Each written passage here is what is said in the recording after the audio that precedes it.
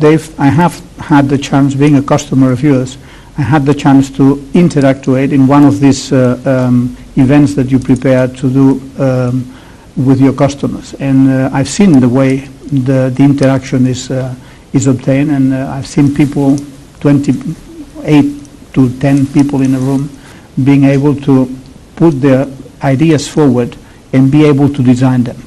Do you think that in the Big Thing event, something like this flavor is going to go through it? Yeah, I think, I mean, if we can get the right people to attend the event, and I believe that we can, one of the things that is somewhat of a challenge is that the kind of people who really need to be attending something like this thing, the kind of people who need to be working on this stuff, are people who may say to themselves, I can't draw, I'm not an artist. And I've been in the room with you, and you probably, maybe before we met, you might have said the same. Exactly, I did.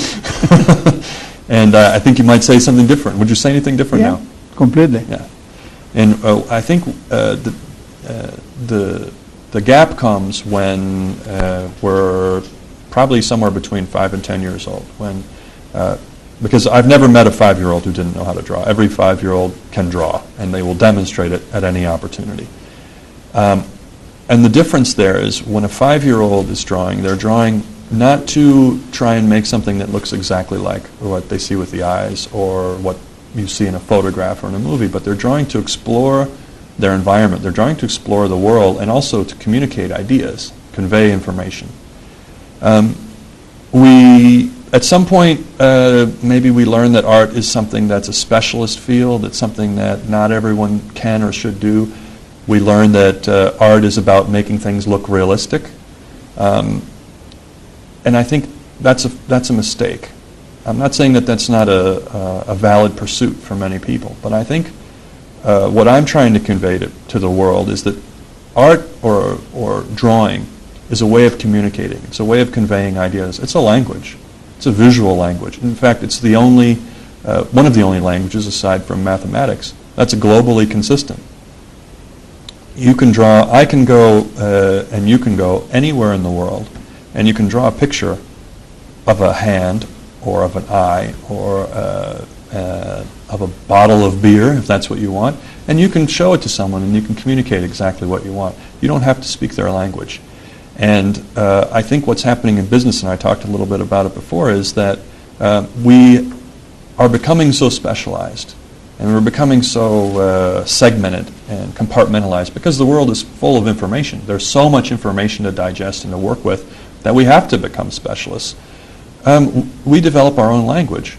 We work at my company, Xplane, we work for many international companies, and I can guarantee you that every single multinational company has its own language in addition to the multiple languages that the people in the company speak. There's a plethora of acronyms and jargon and specialized words that only exist in that company. There's multiple communication challenges when you live in a world like that. You have to communicate not just within your company. You have to communicate with your suppliers, with your partners. You have to communicate with your customers. You can't use your specialized jargon when you're talking to a customer, maybe a customer who's 12 years old. You have to communicate in a very simple, clear, easy way. And in some ways, the CEO of a multinational company, in order to have a conversation with a customer who might be 15, has to have it may be as hard as me or you trying to order a beer in China.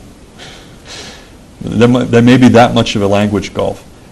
Pictures and visual communication offer any person or any group the ability to connect with any other group in a very rich and meaningful way, in a way that words can never do. There's one thing that has surprised me on the Big Thing website. I mean, I've seen the list of the people that should attend, and it's very wide. I mean, there is very broad. I mean, there is a lot of people, specialities that could. I mean, from marketing, strategy, management that can attend. Yes. And one of the things that I found so surprising is that when I talk to people about Xplane, they tend to feel that it's something for the marketing department. Mm. And talking to you, I know that you're doing a lot of strategic work with CEOs of large corporations. Yes. Why is that so difficult to make people understand that this is not something that has to do only with the marketing department, but it has to do with the whole company? It's interesting because I think, well, communication typically is not taught in business schools, which I don't understand, because communication, I think you could argue that communication, I do argue all the time that communication is the most important business skill. Every successful CEO, every successful salesperson, every successful entrepreneur knows that the higher you go in any organization, the more of your job becomes communicating, becomes creating clarity within the organization. I think it's a mistake to think you can outsource communications to a department within a company. I think communication has to be embedded into the DNA of your company for you to be successful. If you look at the world's most successful companies, they tend to be good communicators. For example, Dell. Everyone understands Dell's business strategy. It's not a secret. It's a very clear strategy. You could explain it to a 10-year-old. When your strategy is that clear, it doesn't need to be secret, because the level of clarity and alignment you have within your company is so great that it's overpowering to any other competitor. Walmart, another example, one of the world's largest companies. Their strategy is obvious. It's very clear. There's no doubt or question about what their strategy is. But everyone, not only everyone in Walmart, but everyone in the world understands what their strategy is. It's the clarity, not the secrecy of your strategy, that drives success. And I think many people make a mistake in thinking that clarity is the job of the marketing department.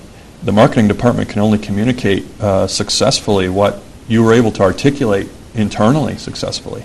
And if you can't articulate it internally, and many marketing departments struggle with this, they're putting in English we say lipstick on a pig. Still a pig. It doesn't help. Yeah. Okay, David, thank you very much for your visit to Baquia Televisión. It has been a pleasure. Thank you. Thank you.